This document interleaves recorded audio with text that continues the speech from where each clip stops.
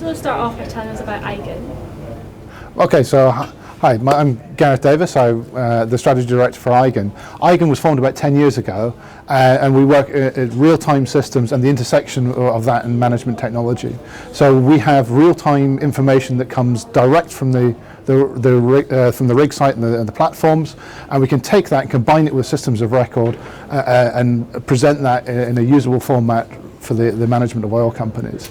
So what's different about us is that we connect on top of the existing systems that are already there without the need to replace systems, and therefore we're quite cheap and cheerful and easy to get into the oil companies.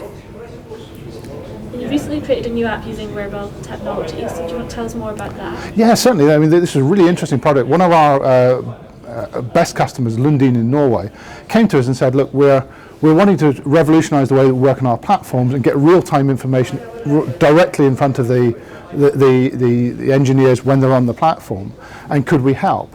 And what they had our system in place, which has this contextual index of all of the data that runs that platform.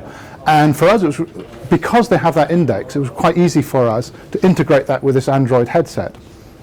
So what it means is when the chaps are wearing the headset and they look at a piece of equipment, the text that's on that piece of equipment will automatically trigger a search query across the whole of their system. They can see real-time data, they can see maintenance records, and they can see the performance of that equipment just by looking at it. And how will this help transform offshore operations? What are the key benefits? Well, key benefits here is the ability to in situ work directly with the information that's there, understand the status of the equipment, understand what's available to you without having to go back into the control room or having to open up your laptop system or anything like that. As you're there working with the system, you can see the data right in front of you. And what challenges, if any, do you face when developing technology like this? Well,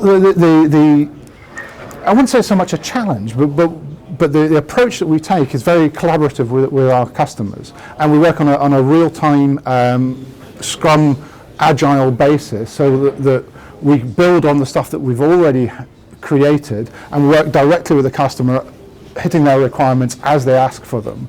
So that gets us to a point of delivering value very, very quickly. In this case, with the headset, it was only 3 weeks from start to a production-ready prototype.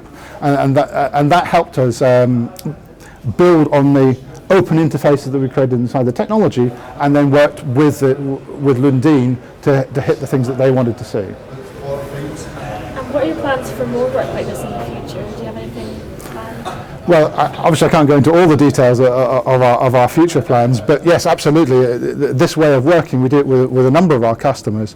We take real-world problems which they believe are hard to solve, but would be very valuable if they solved, and we can apply our technology to that and our engineers, and we come up with solutions very quickly. So, though we sell packaged software, we're very much in that mode of extending that software specifically for customer situations, then bringing that back into the product. We're trying to move fast and move rapidly and push that envelope forward.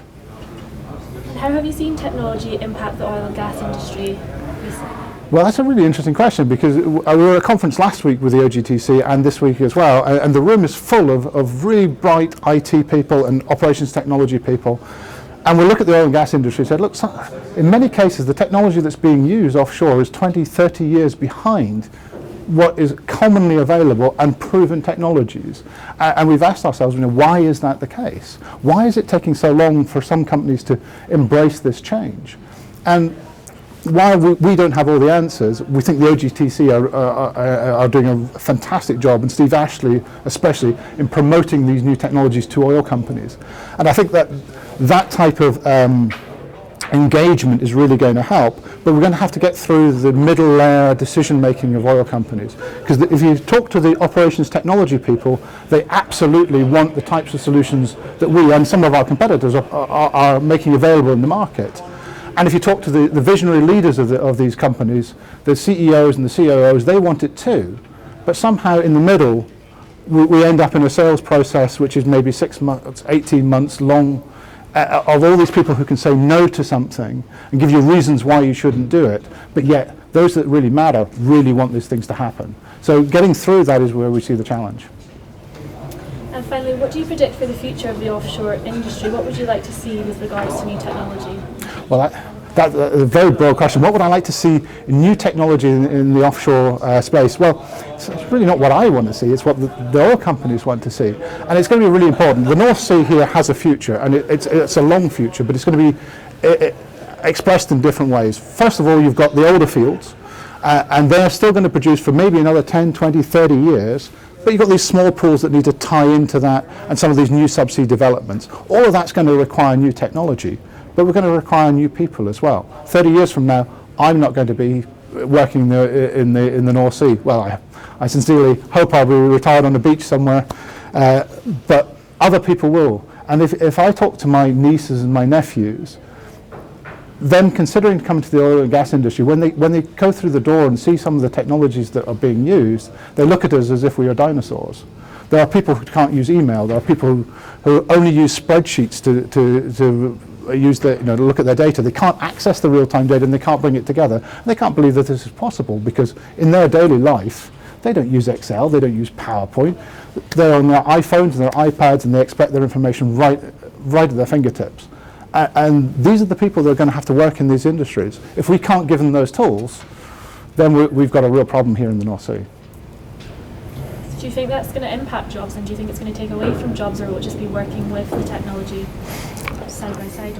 Well, I mean, we heard today it was the Scottish Cyber Initiative, and they were saying that there's 3,000 cybersecurity people in Scotland right now, but there are vacancies for maybe 1,000 or 2,000 new people. And the issue that they have is attracting that talent, keeping them in the country. Well, we have the same problem in the oil and gas industry. We're not seen as a cool new place to be, but we need to attract new, very intelligent, very mobile people who have the choice of where they want to work, and they will need to want to work in our industry.